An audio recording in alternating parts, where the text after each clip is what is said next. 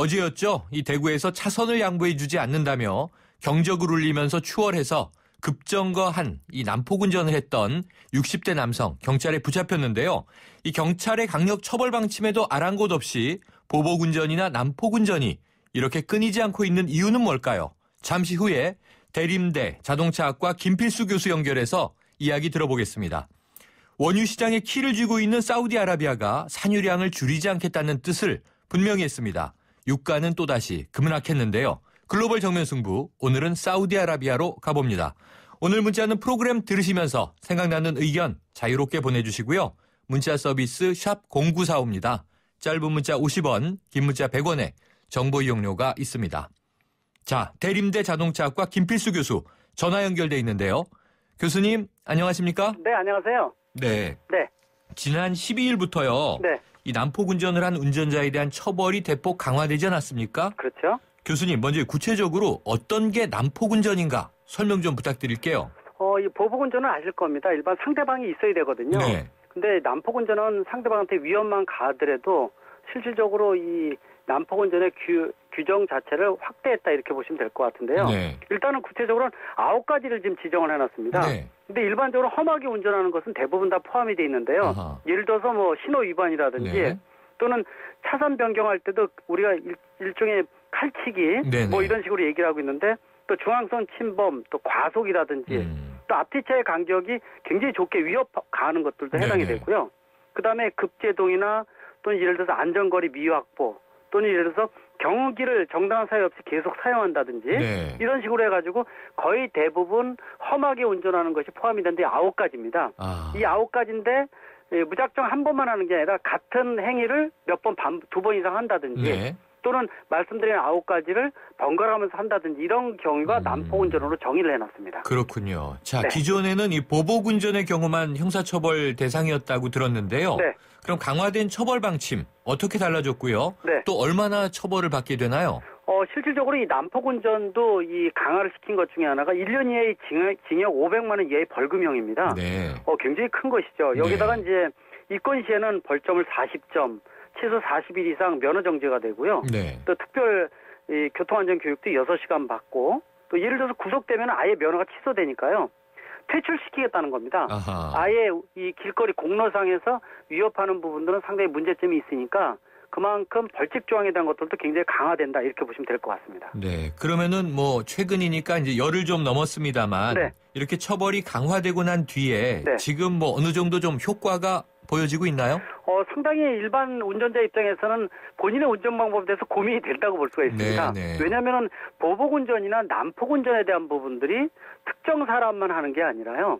일반 회사원 같이 일반 사람들이 진행한다는 거죠. 네. 본인이 언제든지 될 수 있다는 거고 특징 자체가 사실은 본인이 폭발할 수 있는 부분들을 차를 통해서 나눈 부분이거든요. 네. 익명성 같은 게 있다 보니까 차를 아하. 통해서 이런 부분이 나오기 때문에 이번 발표로 인해서 좀 더 이 운전에 대해서 자제해야 되겠다, 고민해야 되겠다는 생각이 좀 들고요. 네. 본격적인 것은 3월부터 이제 이번 달, 다음 달부터 본격적으로 단속에 대한 부분도 진행이 되기 때문에 아마 분명히 이 당근과 채찍 중에서 채찍에 대한 효과는 분명히 발생한다 이렇게 볼 수가 있습니다. 그렇군요. 그런데 조금 전에 이제 어제 대구에서 있었던 사건도 전해드렸는데 네. 이렇게 이 보복운전이나 난폭운전이 끊이지 않는 이유 네. 근본적으로 뭐라고 보세요? 사실 여러 가지 이유가 있습니다. 우리나라 운전 방법이 상급, 급출발, 급가속, 급정지가 몸에 좀 배어 있고요. 네. 그러다 보니까 운전 자체가 좀 험한 부분들, 네. 또 생활 자체가 패턴이 다른 나라에 비해서 굉장히 빠릅니다. 급하다는 것이죠. 네네. 그게 운전에 좀 나타난다고 볼 수도 있고 또 교통체증도 이런 부분에 일조한다고 볼 수가 있는데요. 또 한 가지는 우리 이 생활 자체가 요즘에 들어 취업도 그렇지만은 직장 생활에서 굉장히 스트레스를 많이 네. 받거든요. 네. 그 스트레스가 누적이 되면서 그 활로에 대한 부분들, 폭발에 대한 부분들이 자동차를 매개체로 해서 무기를 쓴다는 것이거든요. 아하. 이런 부분들이 종합적으로 나오고 있기 때문에 아마 이 채찍만 필요한 것이 아니라 우리나라의 난폭이나 보복운전에 대한 어떤 근거 조항이라든지 네. 좀 중점적으로 자동차 문화에 대한 부분들에 대한 어떤 보고서 같은 걸 통해서 실질적으로 어떤 역할을 하는지 또 어떤 부분이 더 필요한지에 대한 부분들도 좀 나와야 될 것으로 보고 있는데 네. 그런 근거 조항에 대한 부분들은 아직 취약하다고 볼 수가 있습니다. 복합적인 원인이 있는 만큼 또 네. 종합적인 대책이 필요하겠군요. 맞습니다. 네, 한편에서는요. 네. 이 운전면허 취득이 너무 쉬워지면서 네. 교육도 줄어들고 또 쉽게 면허를 따는 만큼 이 안전과 생명에 대한 생각이 좀 너무 얕아진 것 아니냐. 네. 그래서 보복운전이나 난폭운전이 많아진 것 아니냐 이런 네. 의견도 있는데 교수님 어떻게 보세요? 저도 일조하고 있다 이렇게 보고 있습니다. 네. 저도 항상 이제 운전면허 제도를 강화해야 된다는 주장을 예를 들어서 경찰청이라도 자문을 해주면서도 많이 얘기해주고 있거든요. 네. 그래서 일부분 엊그제 발표를 했지만은 아직 취약하다 볼 수가 있고요. 선진국에서는 뭐 3년, 4년 걸리는 나라들도 많습니다. 네네. 그리고 예를 들어서 일본 같은 경우도 그렇지만은 유치원 때부터 어릴 때부터 남을 배려하는 교통안전 교육을 많이 시켜주고 있거든요. 네. 이런 게 몸에 배어있는 상태에서 성인에 대해서 취득하게 되면은 여유 있는 운전이 있고 상대방 배려에 대한 부분이 있는데 네. 우리나라는 그런 게 없다가 면허 취득을 기능적으로 중심으로 하다가 나오다 보니까 더더욱 이런 부분이 많지 않느냐. 그런 측면에서 보면은 일본이나 이런 나라에 비해서는 우리나라가 워낙 이 난폭이나 보복 운전이 더 많다 분명히 볼 수가 있습니다. 이게 사회 문화적인 배경이 또 있겠군요. 네, 그렇습니다. 그러니까 이게 뭐 마구 따고 마구 운전하다가 사고가 나는 것에 대한 어떤 뭐 책임 회피 여러 가지 좀 사회 심리, 사회 문화 고민이 많이 되는데요. 네. 자, 교수님 이렇게 처벌 수위가 어쨌든 강화된 이유 네. 결국은 보복운전이나 난폭운전이 네. 사고로 이어지기 때문 아닐까요? 맞습니다. 그만큼 다른 사람의 생명에 직결될 수 있다는 부분이고요. 네. 본인 생명뿐만이 아니라 특히 이 동로상에서 다니는 자동차에 대한 부분들은 다중 교통사고가 나올 가능성이 상당히 높습니다. 네. 이 한 건으로 인해서 여러 명의 생명을 담보로 한다는 것은 문제점이 있거든요. 그런 측면에서 보면 강화에 대한 것은 당연하다 볼 수가 있고 그만큼 이런 법규가 나온 것은 우리나라의 운전 상태가 심각한 지경이다라고 판단을 한 것이라고 볼 수가 있습니다. 네. 그러나 이 채찍만 중요한 게 아니라 사실은 당근에 대한 부분들이 더 중요하지 않나 이렇게 좀 볼 수가 있습니다. 네. 그럼 지금 해외 같은 경우에도 난폭운전은 처벌이 되는 거죠? 굉장히 강하다고 볼 수가 있습니다. 우리보다 강한 편입니까? 맞습니다. 이 보복뿐만 아니라 난폭운전에 대한 부분들은요. 이 그만큼 선진국에서는 뭐 보복도 그렇지만은 직접 그 자리에서 이 수갑을 채우는 경우도 많고 현장에서 체포하는 경우도 있고요. 그렇군요. 차를 아예 압사하는 경우도 있을 정도로요. 네네. 굉장히 심각하기 때문에 그만큼 다른 사람의 생명을 담보로 한다는 측면에서는 예외가 없다라는 측면에서 보면은 우리나라도 이런 과정은 하나의 흐름이다 이렇게 볼 수가 있습니다. 어쨌든 세계적으로 선진화돼가는 과정의 흐름이다 이렇게 네. 말씀 주셨는데 네. 또 일각에서는 이런 우려가 나오네요. 그러니까 이렇게 보복운전이나 난폭운전에 대해서 네. 형사처벌이 가능하도록 한 도로교통법의 이제 개정은 좋으나 네. 취지는 좋으나 이 법령이 허술하기 때문에 네. 자칫 범법자만 양산되는 거 아니냐 이런 우려에 대해서는 어떻게 생각하세요? 그것도 좀 문제가 있다고 보고 있습니다. 우리나라 네. 법규 자체가 선진국을 따라서 이 한국형 모델 정립을 하다 보니까 구멍들이 많이 있습니다. 네. 앞뒤가 안 되고 서로 겹치는 법적인 부분들도 나올 수가 있거든요. 네네. 그러다 보니까 선의 피해자가 나올 수 있는 부분도 있고요. 물론 이번에 뭐 신고를 해서 영상이라든지 블랙박스 많이 장착돼 있으니까 네. 신고할 수 있는 체제도 많이 만들어놨지만은 선의 피해자도 나올 수가 있다는 것이거든요.